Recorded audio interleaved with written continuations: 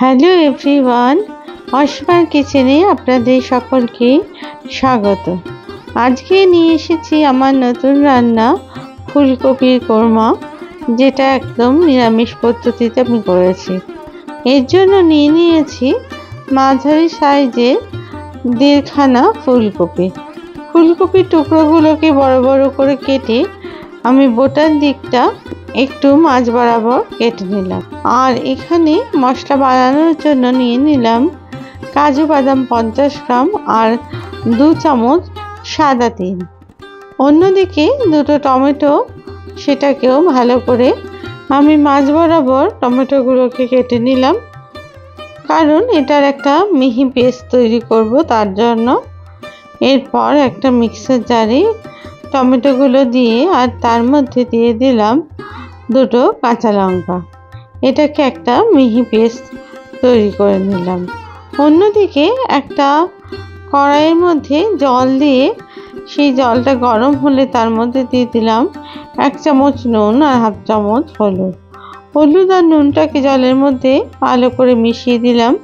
তারপরে ফুলকপির টুকরোগুলো একটু ভাপিয়ে নেওয়ার জন্য আমি জলের মধ্যে ফুলকপিগুলোকে দিয়ে দিলাম।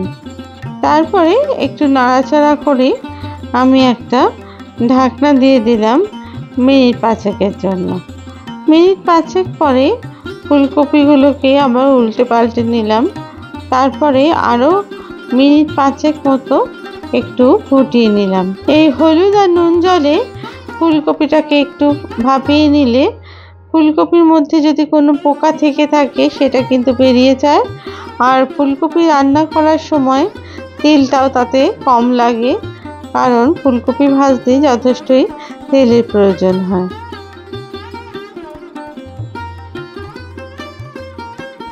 এরপর আমি কড়াইতে দিয়ে দিলাম 150 মিলিলিটার মতো সাদা তেল। আপনারা চাইলে এটা সর্ষের তেলেও রান্না করতে পারেন। আর আমি এখানে কিন্তু ফুলকপিটা আজকে আলু দিয়ে রান্না করব। তার জন্যে দুটো আলু আমি মাঝ বরাবর কেটে টুকরো করে নিয়েছি। দিয়ে দিলাম 1/2 চামচ মতো নুনটা দিলাম এই কারণে যাতে আলুর মধ্যে নুনটা ঢোকে আর আলুটাও চট করে সুসেদ্ধ হয়ে যায়। তারপরে উল্টে পাল্টে খুব ভালো করে আলুগুলোকে লালচে করে ভেজে নিলাম।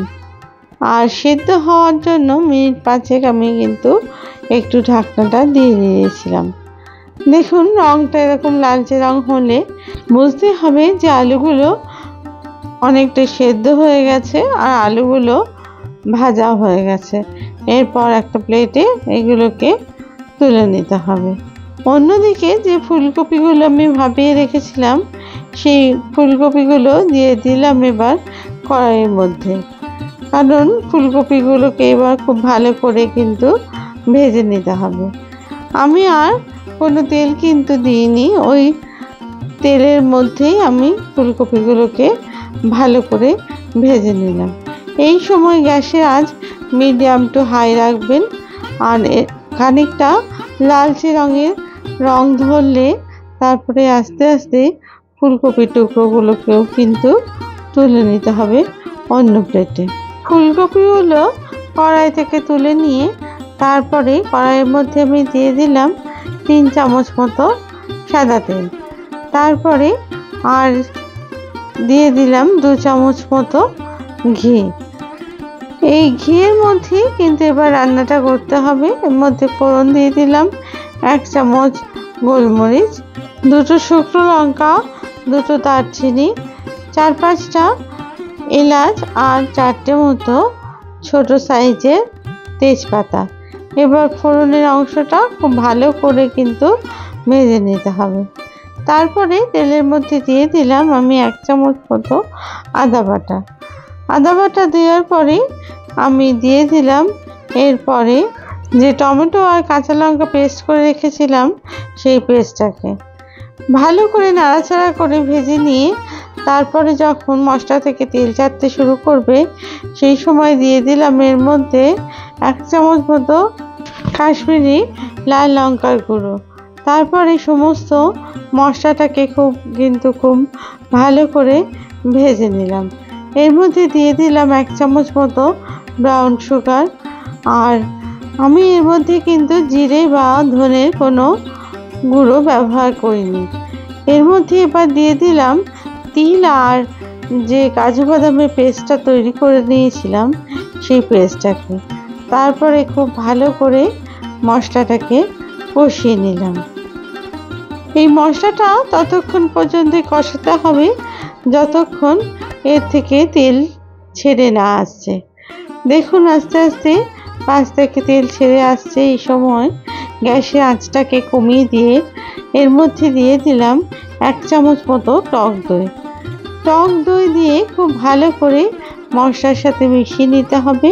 আর গ্যাসের আঁচ কিন্তু এই সময় কমই রাখবেন, কারণ না হলে দই ফেটে যাওয়ার সম্ভাবনা থাকবে।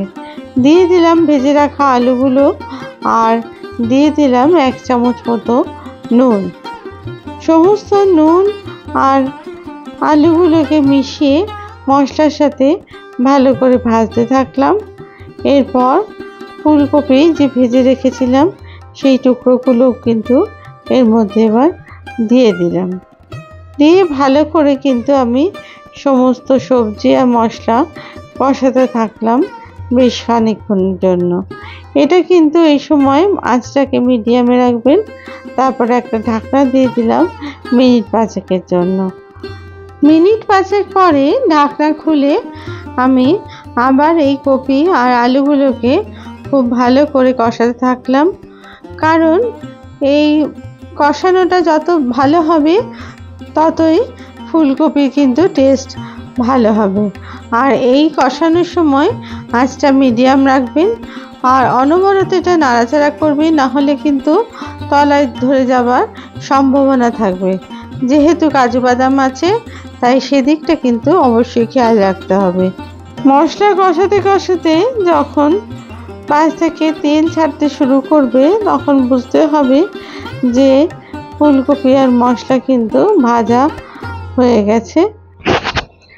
এরপরে আরও 2-3 মিনিট পর্যন্ত নাড়াচাড়া করে এর মধ্যে আমি দিয়ে দিলাম 200 মিলিলিটার মতো গরম জল।